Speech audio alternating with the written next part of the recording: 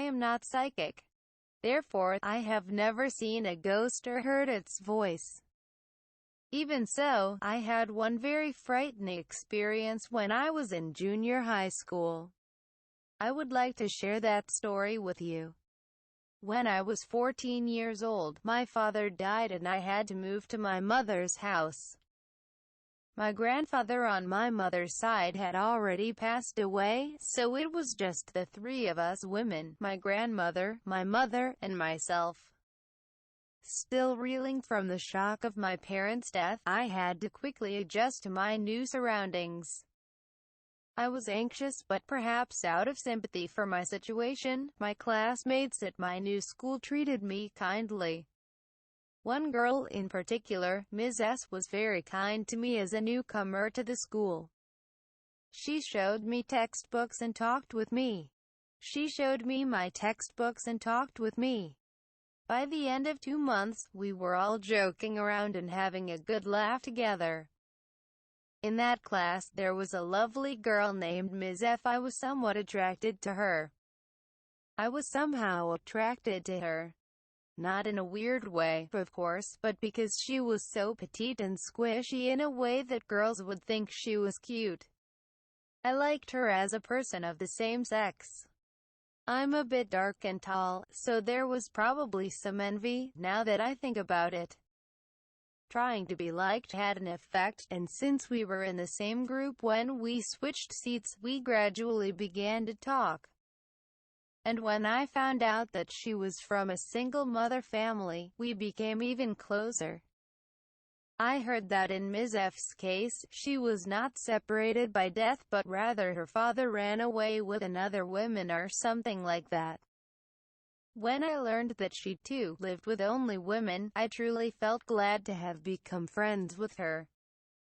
But that was only for a short time, until I went to visit her at her house. I don't remember why I decided to visit Ms. F's house that day.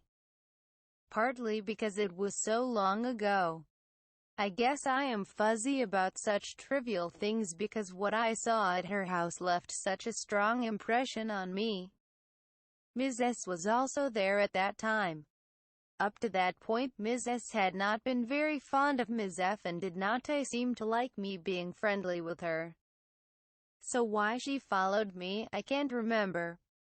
But anyway, after school, Ms. S and I dropped by Ms. F's house for some business, even though our houses were in completely different directions. Her house is a one-story house that, to be honest, is noticeably old. The wooden wall panels were warped, the yard was almost empty, and the space between the house and the neighbor's house was less than 50 centimeters. I was a little surprised, but then I thought that my grandmother's house was getting on in years. And it couldn't be helped that her family was struggling to make ends meet. I felt ashamed of myself. "Mommy," Ms. F called out, and a beautiful lady with a beaming face came out from the back of the room, although her wrinkles were a little obvious. She bowed deeply to me and Ms. S to the point of making us feel embarrassed. She seemed to be taking in the laundry and had a towel and underwear in her hand. She said, "I'll bring you a drink." I thought it might be because my daughter did not have many friends who came to our house to play with her. In fact, Ms. F also said, "We don't have many people over at our house." I told myself that I would not be surprised if Ms. F's room was not very girly. I didn't want to feel superior because of that. But when the door to her room opened, what caught my eye was something unexpected. I told you that Ms. F is beautiful, but she is also very careful about her fashion. The room was more girly than I expected, with brightly colored curtains falling and a stuffed animal sitting on the desk. Except for one thing.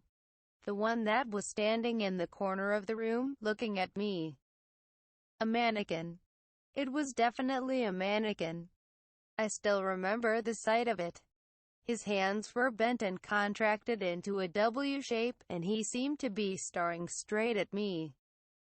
His face was very well formed, as is typical of mannequins, but his gaze was even more intense because of that. But that made his gaze seem even more lifeless and vacant. The mannequin was wearing a bright red sweatshirt and a hat.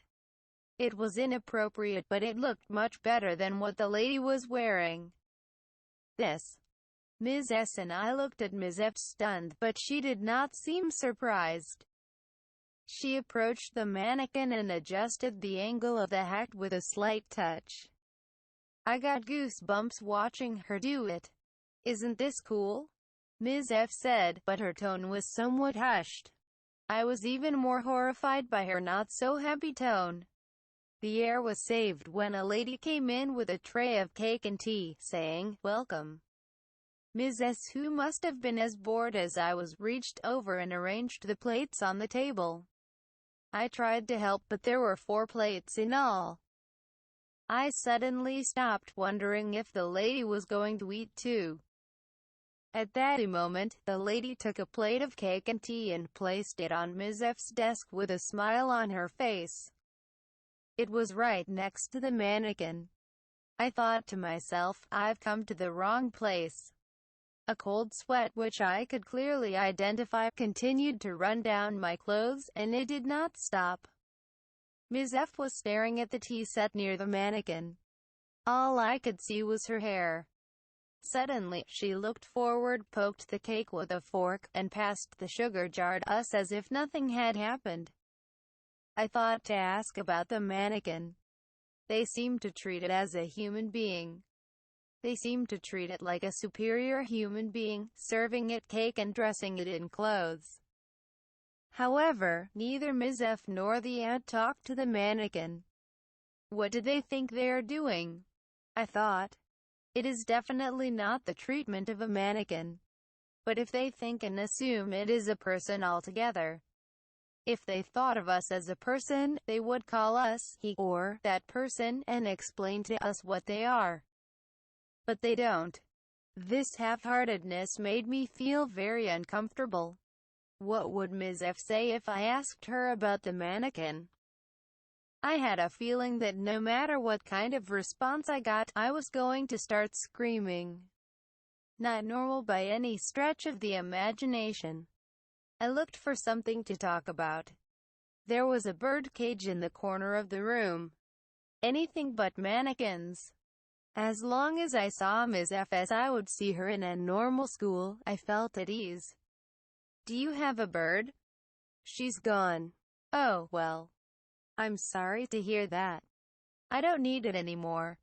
It was as if he was talking inorganically. I felt no attachment to the bird I was keeping.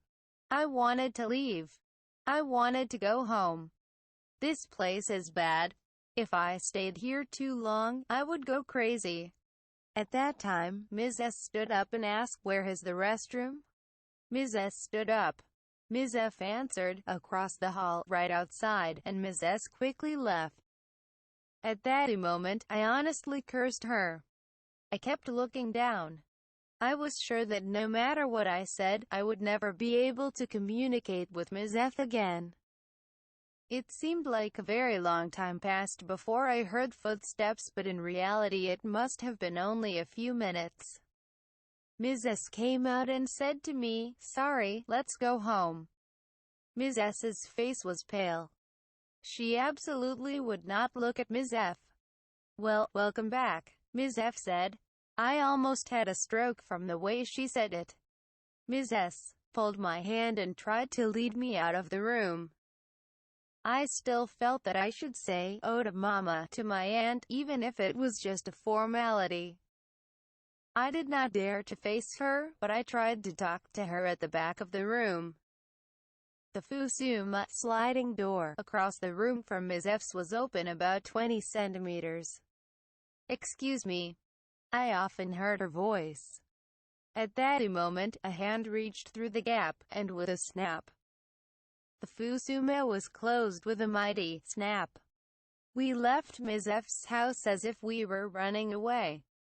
On the way back home, we pedaled our bicycles like crazy. Ms. S rode in front of me the whole way, as if she wanted to go as far away from me as possible, even 1 meter. Without saying a word, we returned to our usual way home.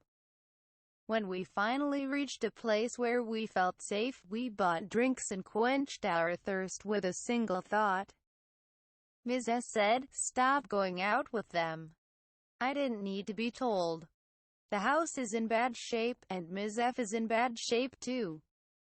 But the lady is crazy. That was totally anti. Ms. S told me what happened when she went to the bathroom. When Ms. S left Ms. F's room, the sliding door next door was open. She casually tried to pass by and saw the inside of that room.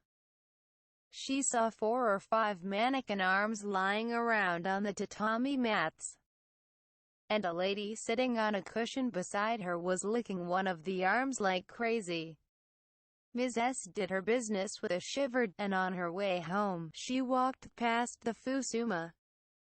She glanced over and her eyes met those of a lady who was staring at her. There was not a trace of the smile she had on her face just a few moments before, and her eyes were completely vacant. Where the mannequin's arms were, there was a pile of folded laundry. Among them were a pair of men's underpants. "Where's the mannequin?" Ms. S thought she had just said that, but she didn't say anything. The lady didn't say anything, but smiled at Ms. S again. It was right after that she rushed to take me out.